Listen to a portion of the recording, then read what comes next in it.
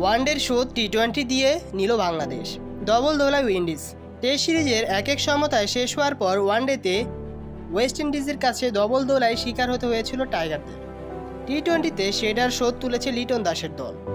ক্যারিবীয়দের ডেরায় গিয়ে স্বাগতিকদের টি-20তে ডবল দোলাই করেছে টাইগাররা।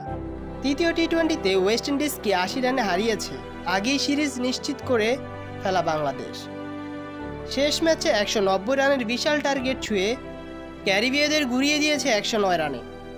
এই দাপুটে জয়ে 3 ম্যাচে টি-20 সিরিজে 3-0-তে জিতে নিল তাসকিন তানজিমরা। ব্যাট করতে নেমে ভালো শুরু পায় বাংলাদেশ। বিনা উইকেটে স্কোরবোর্ডে 40 রান যোগ করে টাইগাররা।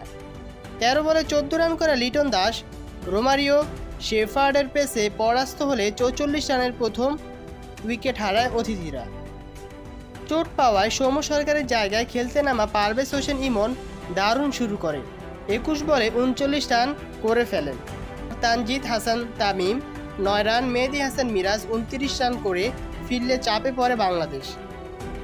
জাকেরের সঙ্গে ভুল বোঝাবুঝিতে রান আউটে কাটা পড়েন মারকুটের শামীম হোসেনও। এরপর তানজিম হাসান সাকিবকে 12 বলে 17 রানের সঙ্গ নিয়ে 50 রানের জুটি গড়েন জাকের।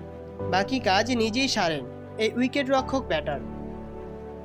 শেষ 5 ওভারে 1 উইকেটে 75 রান তুলেছে বাংলাদেশ। এর মধ্যে জাকের আলী একাই তুলেছেন 23 বলে 54 রানের দুর্দান্ত ইনিংস। ধারাভাষ্যকারেরা তার ব্যাটিং প্রদর্শনী দেখে বলছিল সুপারস্টার ইন মেকিং।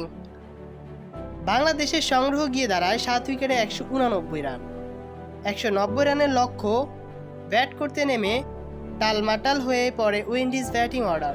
দ্বিতীয় ইনিংসে দ্বিতীয় বলে ব্র্যান্ডন কিংকে ফেরান তাসকিন আহমেদ। সিরিজে এ নিয়ে তাকে তৃতীয়বার আউট করলেন এই পেসার। 3 ম্যাচের টি-20 সিরিজে এই প্রথম উইন্ডিজকে ডবল দোলাইয়ের স্বাদ দিল বাংলাদেশ।